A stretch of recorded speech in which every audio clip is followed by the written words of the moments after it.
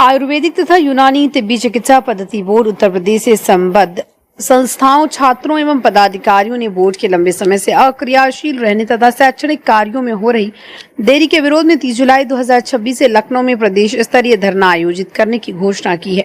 इस संबंध में शासन को मांग पत्र सौंपकर बोर्ड को शीघ्र पूर्ण रूप से क्रियाशील बनाने की मांग की गई।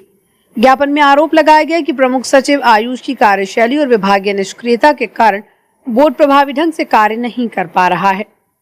उच्च न्यायालय के आदेश के बावजूद परीक्षा, प्रवेश, नवीनीकरण समेत अन्य शैक्षणिक कार्य लंबित है, जिससे आयुर्वेदिक एवं यूनानी पैरामेडिकल संस्थानों तथा हजारों छात्रों को कठिनाइयों का सामना करना पड़ रहा है। मांग पत्र में प्रमुख सचिव आयुष रंजन कुमार को विभाग से हटाने, रजिस्ट्रार के खिलाफ कार्रवाई करने, बोर्ड का कार्यकाल बढ़ाने, उपाध्यक्ष को प्रभार देकर बोर्ड को स्थिर करने तथा लंबित परीक्षाएं, प्रवेश और नवीनीकरण की प्रक्रिया शीघ्र पूरी कराने की मांग की गई। साथ ही छात्रवृत्ति से वंचित विद्यार्थियों को क्षतिपूर्ति देने की भी मांग उठाई गई। इस मामले में जब आयुर्वेदिक एवं यूनानी तिब्बी चिकित्सा पद्धति बोर्ड के उपाध्यक्ष शैलेश राय से वार्ता की गई तो उन्होंने कहा, बोर्ड को सुचारू रूप से संचालित करने और छात्रों के हितों की रक्षा के लिए आवश्यक कदम उठाए जा रहे हैं। प्रतिनिधियों ने चेतावनी दी कि यदि मांगों पर शीघ्र सकारात्मक निर्णय नहीं लिया गया तो 30 जुलाई से लखनऊ में प्रदेश स्तरीय धरना शुरू किया जाएगा। ज्ञापन सौंपने वालों में Ajay Kumar Sharma, doctor Surendra Sharma, Sunil Vishwakarma, doctor Prabha Shankar Mishra, doctor Sunil Sonkar, Jayprakash Yadav, Brijmohan, Rahul Kumar, Neelu Verma, Soni Verma, Shyamala, Chandni, Mohini सहित अन्य लोग मौजूद रहे। आज ज्ञापन हम लोग दिए हैं आयुर्वेदिक बोर्ड के डी फार्मा और जीएनएम के जो छात्रा लोग हैं, इन लोग की परीक्षाएं 3 सालों से बाधित है, हो नहीं पा रही हैं और 3 सालों से उनको छात्रवृत्ति के लाभ से वंचित किया गया है। और इसका सारा उत्तरदायित्व विशेष जो इसके अधिकारी हैं, रंजन आईएएस जी, अखिलेश वर्मा रजिस्ट्रार जी, यही सब उत्तरदायी हैं और इन्हीं लोग के नाते 3 साल से बच्चों के साथ अन्याय हो रहा है। हम लोग इस मामले में आयुष मंत्री दयालु जी के घर गए, 4-5 बार गए, लेकिन वहां से भी कोई भी किसी भी प्रकार का लाभ हम लोग को नहीं मिला। 3 बनियान लगातार हो रहा है।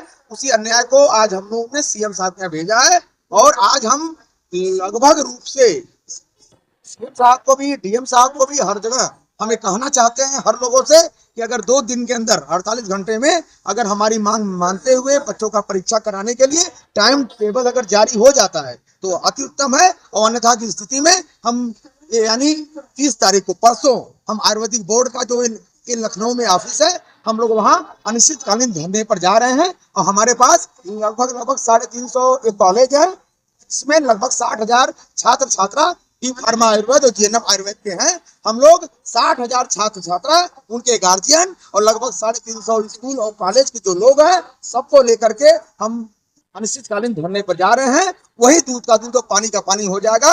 अब हम लोग छोड़ेंगे नहीं और न मानेंगे।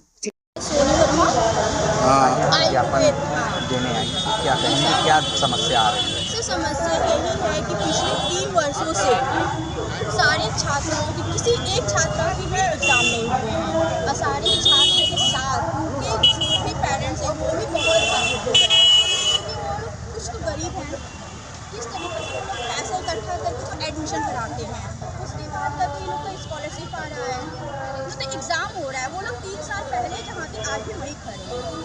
सर, हम लोग चाहते हैं जो भी हम लोग आवाज़ उठाए हैं वो हम लोगों को मांगी पूरी की जाए। यहाँ से 29 तारीख को लखनऊ जाएंगे और वहाँ से धरना प्रदर्शन। उपाध्यक्ष आयुर्वेदिक यूनानी तिब्बी चिकित्सा पद्धति बोर्ड उत्तर प्रदेश। क्या कहेंगे, किस तरह का आरोप आपके प्रबंधक लगाया जा रहा है? प्रबंधकों द्वारा यह आरोप लगाया जा रहा है कि 2 साल से बोर्ड द्वारा परीक्षा नहीं कराई गई, जबकि आप बोर्ड के उपाध्यक्ष हैं और वाराणसी शहर में ही उत्तर प्रदेश का उपाध्यक्ष आप हैं और माननीय आयुष मंत्री भी वाराणसी में ही निवास करते हैं और हम लोग आपके यहाँ बार बार चक्कर काट चुके हैं। उसके बाद भी 2 साल से परीक्षाएं नहीं हुई। हमारे बच्चों की छात्रवृत्ति पिछले साल लैप्स हो गई और इस साल भी लैप्स होने जा रही है। माननीय हाईकोर्ट ने 1 मई को आदेश दिया था कि 15 दिन के अंदर टाइम टेबल जारी कीजिए, आपने जारी नहीं किया।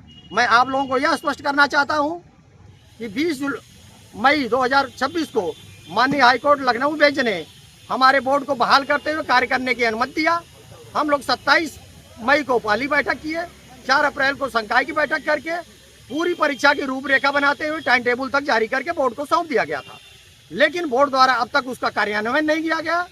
इवन कोर्ट ने जो आदेश प्रमुख सचिव को 1.5 साल से प्रमुख सचिव बोर्ड को डिस्टर्ब अक्रियाशील किया हुआ, न बोर्ड भंग है न बोर्ड काम कर रहा था। ऐसी स्थिति में 1.5 साल से माननीय मुख्यमंत्री और आयुष मंत्री को भी गलत सूचनाएं देकर गलत आदेश पारित कर रहे थे, जो संस्थाओं द्वारा या बोर्ड के द्वारा चैलेंज कोर्ट में करने के बाद गिरता रहा। लास्टली 20 मई को कोर्ट ने बोर्ड को कार्य करने की अनुमति दिया और बोर्ड अपना काम कर रहा है। बोर्ड के स्तर पर उपाध्यक्ष और हमारे माननीय सदस्यों के स्तर पर कोई लापरवाही नहीं है। हम लोग अपना कर्तव्य निष्ठापूर्वक निभाए हैं। अब इसके जिम्मेदार संबंधित जो है प्रमुख सचिव, माननीय आयुष मंत्री और रजिस्ट्रार उस बोर्ड के हैं। उपाध्यक्ष इसमें कोई जिम्मेदार नहीं है। उपाध्यक्ष अपना को बखूबी दायित्व का निर्वहन कर रहा है। क्या मांग करते हैं, क्या मांग करते हैं अगर इस तरह का आपको? इस समस्या के समाधान के लिए राज्य सरकार का यह दायित्व है कि माननीय हाईकोर्ट के आदेश अनुसार बोर्ड का कार्यकाल को बढ़ाते हुए उपाध्यक्ष को चार्ज देकर नियमानुसार बोर्ड को कार्यान्वित होने दें। यही हमारी मांग है, तभी इन समस्याओं का निराकरण होगा। अगर इससे इतर कोई भी आदेश पारित किया जाता है तो माननीय न्यायालय में फिर जाएगा और वो गिरेगा और परीक्षाएं लंबित होंगी।